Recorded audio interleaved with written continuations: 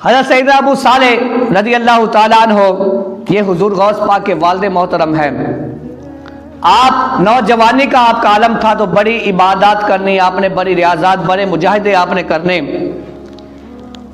تو ایک مرتبہ ایسا ہوا کہ آپ ندی کے کنارے جا رہے تھے، دریا کا کنارہ تھا، اس کے ساتھ ساتھ آپ بھی چل رہے تھے۔ تو کافی دنوں سے آپ نے کچھ کھایا بھی نہیں تھا، نہ کچھ پیا تھا، بھوک کی شدت بھی تھی۔ حضرت ابو صالح چلتے چلتے دریا کے اندر ایک آتا ہوا سیب دکھائی دیا۔ آپ نے جب اس سیب کو دیکھا تو آپ نے اس کو اٹھایا اور اٹھا کر اس کو بسم اللہ پڑھ کے اس کو کھا لیا۔ آپ نے جب سیب کھایا تو دل کے اندر خیال آیا کہ میں نے تو یہ سیب جو ہے اس باغ کے مالی سے پوچھا بھی نہیں ہے اور میں نے ایسے ہی سیب اٹھا کر کھا لیا ہے۔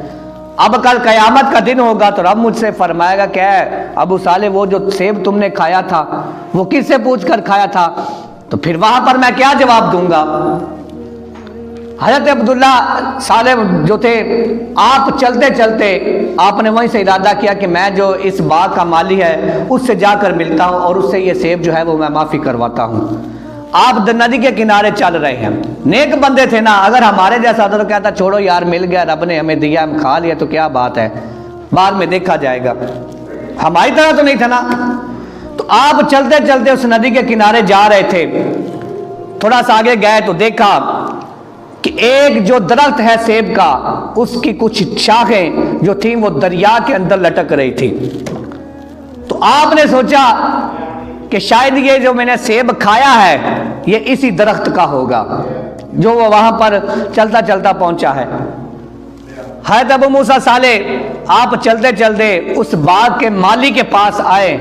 اور باغ کا مالی کون تھا؟ وہ سیدنا عبداللہ صومعی رضی اللہ تعالیٰ عنہ جو حضور غوث پاک کے نانا جان تھے، وہ باغ کے مالی تھے۔ ان کے پاس آئے، آ کر عرض کیا حضور میں نے آپ کے باغ کا ایک سیب کھایا ہے اور کھایا بھی انجانے میں ہے، وہ ندی کے اندر چلتا آ رہا تھا تو میں نے پکڑ کر اٹھا کر اس کو کھا لیا ہے، تو لہٰذا میں اس کی معافی کے لیے آپ کے پاس آیا ہوں، مجھے آپ معاف کر دیں۔ حضرت عبداللہ صومی نے جب ان کی طرف دیکھا نا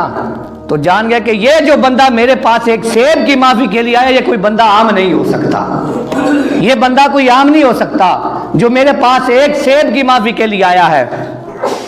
آپ نے فرمایا اچھا کیا تو یہ چاہتا ہے کہ میں تیرا سیب معاف کر دوں؟ انہوں نے کہا جی حضور میں یہ چاہتا ہوں کہ جو میں نے سیب انجانے میں کھایا ہے آپ مجھے اس پر معافی عطا فرمائیں۔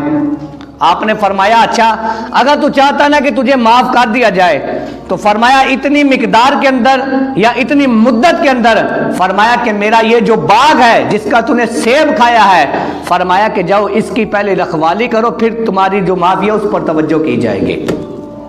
پہلے اس کی رکھوالی کرو پھر فرمایا کہ آپ کی معافی پر توجہ کی جائے گی۔ حضرت ابو صالح رضی اللہ تعالیٰ عنہ آپ نے کیا کیا؟ اس باغ کی آپ نے رکھوالی کرنا شروع کر دی، رکھوالی کرتے گئے۔ اور دیگر کتب کے اندر یہ بھی ایک بات پڑھنے کو ملتی ہے کہ ایک دفعہ حضرت عبداللہ صومی آپ کے پاس کوئی بندہ آیا باغ کا پھل چیک کرنے کے لیے، تو عبداللہ صومی آپ نے فرمایا، ابو صالح سے فرمایا کہ جاؤ باغ کے اندر سے ایک پھل اتار کر لاؤ۔ آپ وہ پھل اتار کر لائے، حضرت عبداللہ صومی آپ کی بارگاہ میں پیش کیا، اور جب اسے کاٹا گیا تو اندر سے وہ کیا تھا، اس کے اندر رس نہیں تھا، وہ پھیکا نکلا۔ تو آپ نے فرمایا کہ اے ابو صالح کہ تمہیں اتنی دیر ہو چکی ہے کہ میرے باغ کی رکھوالی کرتے تمہیں یہ نہیں پتا چلا کہ یہاں پر میٹھا کون سا ہے اور کڑوا کون سا ہے؟ تو حضرت ابو صالح آپ نے عرض کیا حضور میں نے تو ایک سیب کی معافی کے لیے یہاں آیا تھا، وہ ایک بخشوانے کے لیے آیا، مجھے کیا پتا کہ میٹھا کون سا ہے کڑوا کون سا ہے، میں تو وہ ایک سیب کی معافی کے لیے آیا ہوں۔ تو خیر آپ کی یہ جو مدت تھی وہ پوری ہوئی، اس کے بعد آپ حضرت عبداللہ صومی کی بارگاہ میں آئے، عرض کیا حضور اب میری جو مدت تھی، جو آپ نے جتنا کہا تھا میں نے رکھوالی کی ہے، لہٰذا اب میرا ٹائم جو ہے وہ پورا ہو چکا ہے، لہٰذا اب مجھے سیب کی معافی عطا فرما دیں۔ اب جو ہے وہ میرا سیب جو میں نے جانے میں کھایا ہے اس کی مجھے معافی دے دے۔ آگے سے حضرت عبداللہ سومی نے فرمایا تجھے ابھی بھی معافی نہیں ہے، ابھی بھی تجھے معافی نہیں ہے۔ آپ نے آگے سے کہا حضور اب کیا بات ہے، کیونکہ میری مدت جو ہے وہ تو پوری ہو چکی ہے، میں نے اتنی دیر آپ کے باغ کی رکھوالی کی ہے، اب مجھے جانے دیں، میں اپنے گھر جانا چاہتا ہوں۔ آپ نے فرمایا ابھی نہیں، ایک میری شرط اور باقی ہے، اگر تو وہ پوری کرے گا تو پھر تیرے سیب کی تجھے معافی ملے گی، پھر جو آپ نے سیب کھایا اس کی آپ کو معافی پھر ملے گی۔ آپ نے عرض کیا حضور وہ شرط بتائیں، وہ شرط کون سی ہے جو میں پوری کر تو مجھے سیب کھانے کی جو معافی ہے وہ مل جائے؟ آپ نے فرمایا وہ شرط یہ ہے کہ میری ایک بیٹی ہے، ایک میری بیٹی ہے، فرمایا آنکھوں سے وہ اندھی ہے، زبان سے وہ گنگی ہے، کانوں سے وہ بہری ہے، اور پاؤں سے فرمایا کہ وہ لنجی ہے، فرمایا تو اس سے شادی کر لے، اس سے تو شادی کرے گا تو میں تیرا سیب جو تو نے انجانے میں کھایا اس کی میں تجھے معافی دے دوں گا، اس کی میں تجھے معافی دے دوں گا۔ آپ نے عرض کیا حضور مجھے کچھ ٹائم چاہیے، مجھے کچھ ٹائم دیں، میں تھوڑا سا سوچنا چاہتا ہوں۔ حضرت ابو صالح رضی اللہ تعالی عنہ آپ تنہائی میں گئے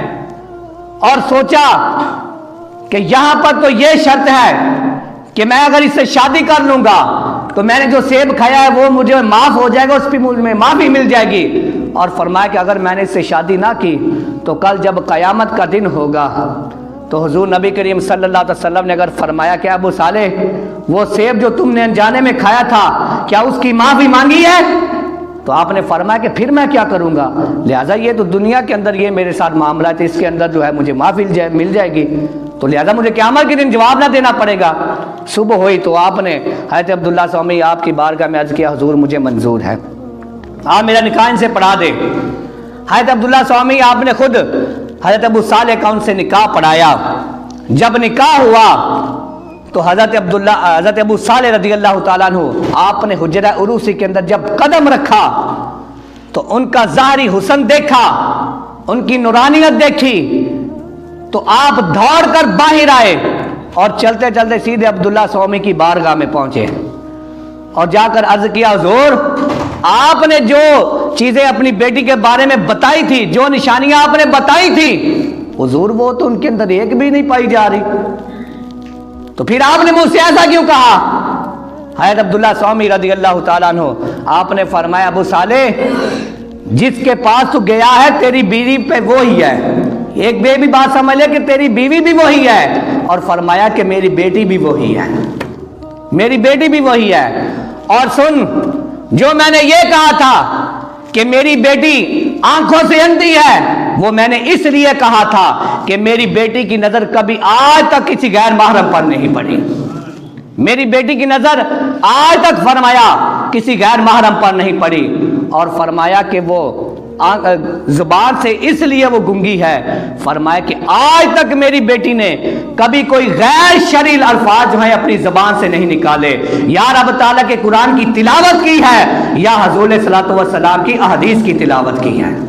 اس کے علاوہ فرمایا کہ میری بیٹی نے کوئی خلاف شرع بات اپنی زبان سے نہیں نکالی، اور فرمایا کہ وہ کانوں سے اس لیے بہری ہے، فرمایا کہ آج تک خلاف شرع بات میری بیٹی نے اپنے کانوں سے کبھی نہیں سنی، یا رب کا قرآن سنا ہے یا حضور علیہ السلام کا فرمان سنا ہے۔ اور چوتھے نمبر پر آپ نے فرمایا کہ میری بیٹی ہاتھ جو ہیں جو میں نے کہا تھا کہ اس کے ہاتھ بھی نہیں ہیں، وہ فرمایا کہ میں نے اس لیے کہا تھا کہ میری بیٹی نے آج تک کوئی خلاف شرع چیز کو ہاتھ نہیں لگایا، جب بھی پکڑا ہے رب تعالیٰ کے قرآن کو پکڑا ہے۔ اور آخر آپ نے فرمایا کہ پانچویں نمبر پر جو میری بیٹی پاؤں سے لنجی ہے وہ میں نے اس لیے کہا تھا کہ میری بیٹی کبھی چل کر خلاف شرع کام کی طرف نہیں گئی۔ یہ اتنی متقی اور پرہیزگار اور صالحین جب والدین ہوں تو پھر یہ ہو نہیں سکتا کہ بیٹا آگے سے شرابی پیدا ہو جائے، بیٹا آگے سے جواری پیدا ہو جائے۔ جب اتنے نیک پرہیزگار اور صالحین والدین ہوں تو پھر اللہ تعالیٰ ان کو بیٹا بھی حضور غوث اعظم دیتا ہے۔ یہ آپ کے والدین کی شان تھی، یہ آپ کے والدین کا اتنا مقام تھا۔